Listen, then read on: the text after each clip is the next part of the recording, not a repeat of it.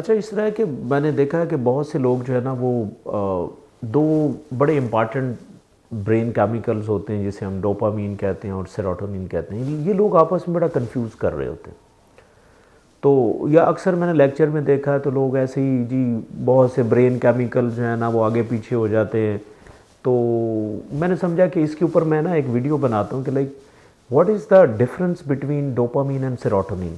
देखें, ये दोनों न्यूरोट्रांसमीटर हैं, दोनों ब्रेन केमिकल्स हैं और कई जगहों पे इनका रोल थोड़ा सा कॉमन होता है, लेकिन इनका एक प्रॉपर एक डिस्टिंक्ट रोल है।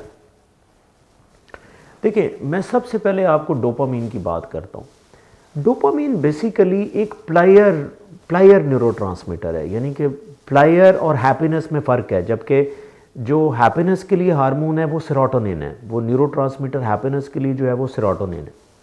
अब प्लेयर और हैप्पीनेस में फ़र्क क्या होता है कि बेसिकली जो प्लेयर होता है वो एक टाइम के लिए आपको मिलता है, यानी कि अगर आप कोई ऐसी चीज़ खाते हैं कि आपको उसी टाइम ज़रा बहुत अच्छा आप फील करते हैं, तो वो बेसिकली डोपामीन की वजह से होता है। अब जो डोपामीन है ये एक आपका प्लेयर न्यूरोट्रांसमीटर है जो आपको प्लेयर देता है, और प्लेयर ज़्यादातर जो है वो आपके ब्रेन के अंदर एक सिस्टम होता है जिसे हम रिवार्ड पाथवे कहते हैं। जब वो एक्टिवेट होता है तो आपका डोपामीन रिलीज़ होता है और आपको बहुत अच्छा लगता है। अब डोपामीन को ज़्यादा रिलीज़ करवाने का एक ड्रॉबैक भी है कि अगर आप हर वो काम करेंगे जिससे डोपामीन रिलीज़ होगी तो उस डोपामीन की वजह से आपको वो काम दोबारा करने को दिल करता है, तो एक सेंस की एडिक्शन हो जाती है। यानी कि आप एडिक्शन के अंदर यही सिर्फ डोपामीन होता है जिसकी वजह से आप एडिक्ट होते हैं, क्योंकि हर एडिक्शन का ये रोल होता है कि वो डोपामीन को इंक्रीज करता है।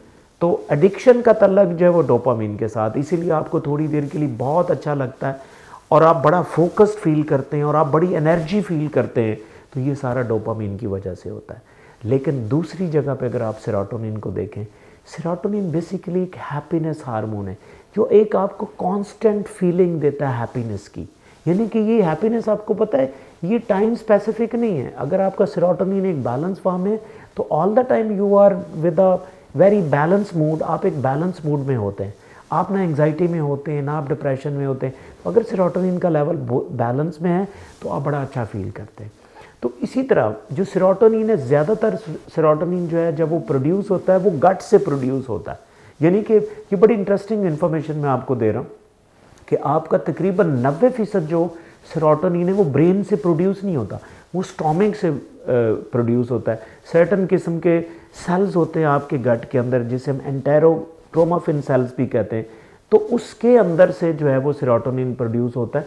अब आपने, इसीलिए मैंने आपको एक लेक्चर इसके ऊपर भी दिया था कि आपका जो गट है उसका ब्रेन के साथ बहुत गहरा कनेक्शन है, क्योंकि ज़्यादातर सेरोटोनिन स्टोमक से पैदा होता है। इसलिए आप जब स्टोमक को डिस्टर्ब करते हैं तो आपका सेरोटोनिन भी डिस्टर्ब होता है, आपके मूड के ऊपर भी इफ़ेक्ट आता है। तो बेसिकली इन सिंपल वर्ड्स मैंने आपको बता रहा हूँ कि सेरोटोनिन का जो तल्लक है हैप्पीनेस के साथ है और डोपामीन का तल्लक प्लेयर के साथ है।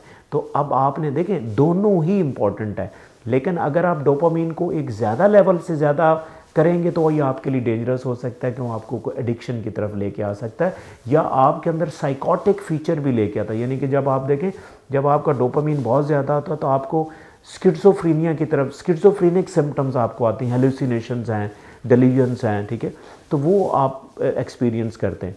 तो इसी तरह आपकी जो प्रेफरेंस है, मैं सबसे इंपॉर्टेंट कहता हूँ कि वो सेरोटोनिन होनी चाहिए, क्योंकि सेरोटोनिन हैप्पीनेस देता है जो एक लॉन्गर टर्म के लिए होती है, और जबकि डोपामीन जो है वो एक आपको प्लेयर देता है, and player is always for shorter time. तो try to focus on boosting the serotonin level. Thank you so much.